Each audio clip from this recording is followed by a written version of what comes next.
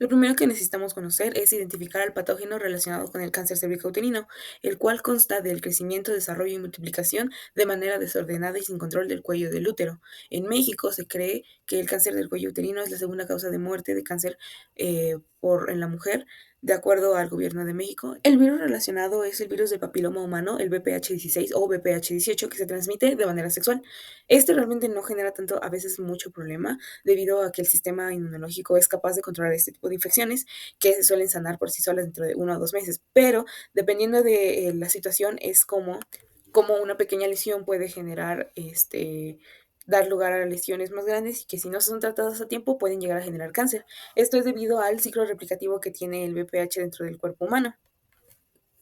Este consta de la entrada, el transporte, la replicación dentro del virus, dentro de la célula huésped, la transcripción y traducción, que es a partir del dogma de la biología molecular, se ensambla y se liberan las partículas virales maduras que se liberan en el exterior y pueden infectar nuevas células dentro del cuerpo humano.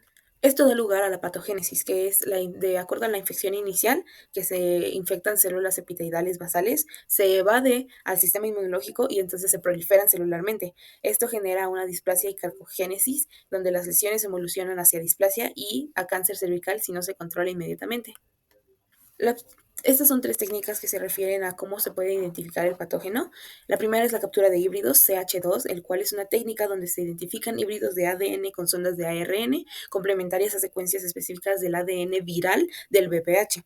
La segunda son las pruebas citológicas, que por ejemplo es el Papa Nicolau, la cual permite identificar a los serotipos. Es decir, que con esto se recolectan células del cervix con el objetivo de estudiarlas bajo un microscopio y así identificar el tejido anormal. Pero en sí también vamos a hablar acerca de la tercera, que es la reacción en cadena de la polimerasa PCR.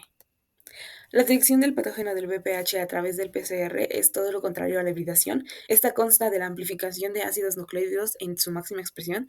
Lo primero que se hace es desnaturalizar al ADN, se templa para que se puedan generar los cebadores, para que se extiendan a través del ADN, y entonces en un ciclo del PCR se genera un ADN duplicado, pero este ADN duplicado se hace varias veces, por lo que con una duplicación se generan 4 y luego 8 y así te vas, y entonces así se puede visualizar qué patógeno está dentro de esa duplicación del ADN. La segunda etapa se necesita conocer los serotipos virales. Esta es una clasificación de un virus infeccioso que se puede clasificar de acuerdo a los antígenos que se tienen en una superficie celular.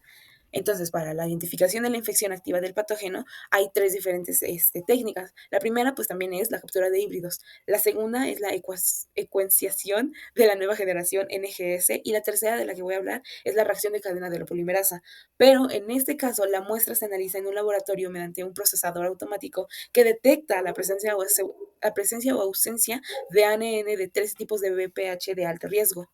Entonces, es por ello que esta prueba en realidad es muy específica y es muy buena, porque aun si no hay una infección o una lesión presente, eso no significa que el resultado negativo diga que la infección no exista. Entonces, esta prueba en sí es muy buena. Dentro de la tercera existen los biomarcadores, las cuales son una característica definida que mide como un indicador de procesos biológicos normales o procesos patógenos o respuestas a una exposición o intervención biológica. Esto nos ayuda a entender la identificación de los biomarcadores inductores del cáncer cervicouterino. En este caso también existen tres técnicas diferentes, la cual es la inmunohistoquímica, la IHC, que son anticuerpos que van unidos a una enzima o a un tinte fluorescente y logra diferenciar entre los tipos existentes del mismo dentro de una misma prueba. También está el Werner blot, que es las proteínas que se transfieren a una membrana, la cual se somete a un anticuerpo específico, y su unión con el anticuerpo se realiza mediante un marcador fluorescente o químico. Esto los ayuda a identificarse de mejor manera. Y por último, mi favorita, la PCR en tiempo real. Por ejemplo, la PCR en tiempo real es una modalidad del PCR de punto final, donde la acumulación del ADN amplificado es detectado y cuantificado a medida que la reacción avanza. Es decir, que logra incorporar una molécula fluorescente que se asocia al ADN amplificado. Entonces, conforme más se vaya duplicando así, la fosforescencia va a ir aumentando. Por último, puedo concluir que realmente la biología molecular ayuda mucho a la comprensión de virus, bacterias y, por ejemplo, en este caso de cáncer, y que se necesitan hacer diferentes tipos de pruebas para tener una variedad de lo que a la gente se le puede ayudar a hacer, de cómo se puede llegar a diagnosticar antes de que sea demasiado tarde y cómo en México realmente es una problemática que sea la segunda causa de muerte en mujeres. Entonces siento que este tipo de investigaciones nos ayudan a entender cómo podemos mejorar, cómo podemos ayudar cuando seamos profesionistas y cómo las pruebas y la tecnología nos ayudan muchísimo al entendimiento de enfermedades como esta.